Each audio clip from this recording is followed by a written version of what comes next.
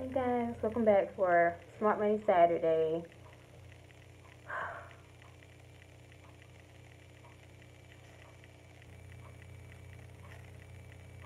I can't even lie, I'm so full of regret right now. The first and the most important thing that I regret is moving back to North Carolina. Just to be very transparent and honest with you. Because it has been such a step backwards for me.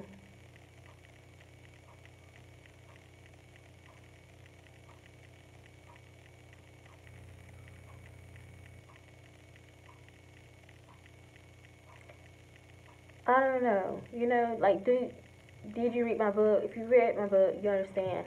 Just go to the page, chapter 6, I think it is. But it's the chapter about being a single mom. And that's the same space I'm in now. Or that's how I feel. I feel that in survival mode, I guess, in a sense. Like, the lack of support, like being around people who don't understand the value of money or the value of saving and budgeting and all that, and they just kind of go out and do foolish stuff, and then they turn to me to fix it because everyone knows it's your man that has the money, and it's that kind of thing, and it's so frustrating.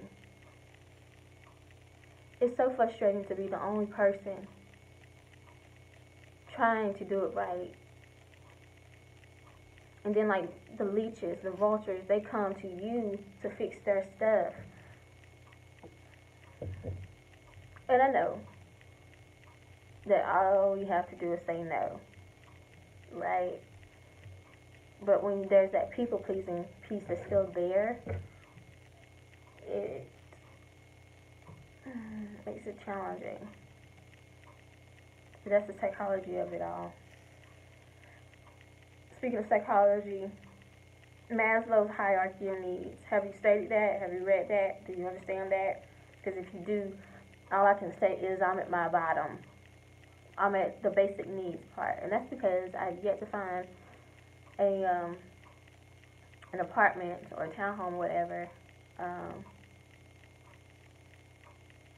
so still searching for that, but I don't even want to be locked into any lease here because I don't know. I still feel so connected to Atlanta, honestly, and I miss being there. I miss the drive and energy that came from being in Atlanta.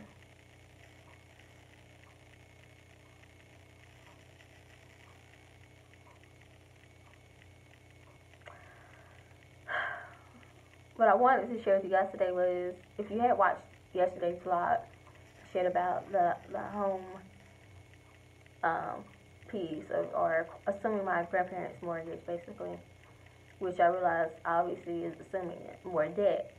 Um, but I also know that based on the the challenge that it has been just to get a mortgage for myself, that was a way for me to accomplish that goal that I had for myself. However, um, I'm getting pushback from family members who already live in a home already, my grandparents' son and niece, whatever. They're not even willing to pay, the rent or mortgage, whatever.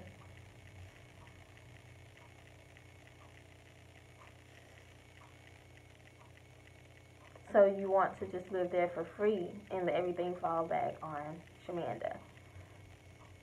Typical, and so, as I go through this process, I'm very much well ready and understanding and knowing that I'm going to have to evict my own family members out of that home, especially as it becomes an investment property. I refuse to pay and bring this home current and let them live there for free and not pay anything when they have income. Why? Why? Who thinks like that? I don't understand. I just don't. And this is Smart Money Saturday, so I'm giving you these scenarios of how people think about money, the dysfunctional piece of it. I had one family member who literally the day that the judge or the clerk of court judge told us that the house was in foreclosure and had the lenders showed up, she was ready and prepared to sign the document that would have allowed the house to go up for sale. And that same day, a family member got her car repossessed and then went to the car dealership and purchased a new car straight off the lot. But you didn't even try to save your own parents' home, a home that they had refinanced twice for you. Who does that? Where is our mind? Why do we not care about money and finances and generational wealth? Why? So for me, now I hope that people can understand why the intersection of psychology and finances is so important to me, so interesting to me, because I have seen the dysfunctional side of it all my entire life, and yet I've tried my best to not be pulled by that and to know and understand how dysfunctional it is and how much it keeps you stuck. Or if not just the very bottom, like buried deep, to the point where you don't even see that there's so much more to life than working paycheck to paycheck and struggling or barely having enough to do laundry, or complaining about buying your grandchildren food because now you can't pay your rent. I mean, I think one of the biggest blessings God has ever given me is the discernment and the understanding and wisdom to know the difference, and that this wasn't okay. It wasn't an okay mindset.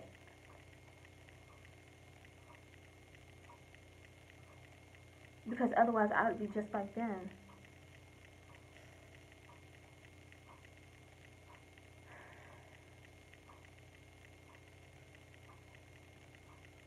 God has shown me so much in this season, y'all. Like, it's not even funny. But I know it's because I'm about to hit this super high next level financially, that if I didn't go through this, I'd be carrying on the same people and they'd be benefiting off of that, but they'd also be leeching so much that it would be depleting me and my funds too, of course, right? So in this season, he had to share with me and show me, like, you can't take these people with you. This can't. Otherwise, you'd be the story. You'd just be like the people who, or the football players, the basketball players who have all these millions of dollars, and within 5 years, they're broke. Because they did take care of their family, and they did look out for their homies, and they did, you know, go out, to go to all these extravagant vacations and all this stuff that they did that didn't have any substance or was not an asset or didn't add and create other streams of income. That's what could happen very easily, especially when you're a people pleaser, especially when you care about people and you want to make them happy or you want to share the fruits of your labor with everyone. That's what could easily happen. So I'm grateful. It's not a good space to be in, especially when he literally put me in the midst. Like, because if I was still in Atlanta and I was experiencing this, or somehow be experiencing this, which I don't think I would be if I was in Atlanta still. So I guess that's why. But I would be disconnected from it. But oh, well, that's their problem. But because I'm really in the middle of it, because I am trying to find a nice home here in Charlotte, then it puts me in the middle until that part is resolved or resolved, excuse me. So I don't have no choice but to see it. And I'm right there in the middle of it, watching, observing, trying not to be scarred by it or affected by it, and trying desperately not to give in. Because to give in is to be the same level that they are. Nobody teaches this stuff in school. Nobody teaches how the family hero is affected and the financial side of that. What happens when you're the person who has all the money, who earns all the money, who earns the most money, and everybody around you doesn't have anything? And there's that expectation for you to give and give and give and save and save and save people from their stuff that they created, their messes. what happens to that person? Does anybody study that person, their mentality, their feelings? Interesting, huh? Alright, guys. I'll check back in with you shortly. Let's see some clients with some money and make an impact. Same time. Hey guys, I'm back. So I finished up with clients and made almost $300. So not too bad for a few hours, right? Oops. Anyway, I am just trying to get my mind refocused and focused on a goal, just strategy. At the end of the day, all I know is my utmost goal is to be completely debt free, to own a home, to start real estate investing, and to build generational wealth. I think today I was able to kind of show you guys what it looks like behind the scenes of someone who is super ambitious, who has made pretty good decisions financially, but all the negative stuff that can come with it, even when you're trying to do the right thing, or if you're the family hero and you're the only one that's trying to do the right thing financially, what that looks like. And I look forward to diving into this more. You guys will definitely be on the journey with me as I figure out this stuff. It's hard making it to the top, and it's lonely at the top, and people don't understand the journey because everyone is kind of set in their own mindset. They say they want it, but do you really have what it takes to get to the top? Because this is not easy. It doesn't feel good. It's challenging, it's hard, it's stressful, it's painful, it's lonely, it's isolating. But I think it's worth it. So I'm going to keep going and keep striving.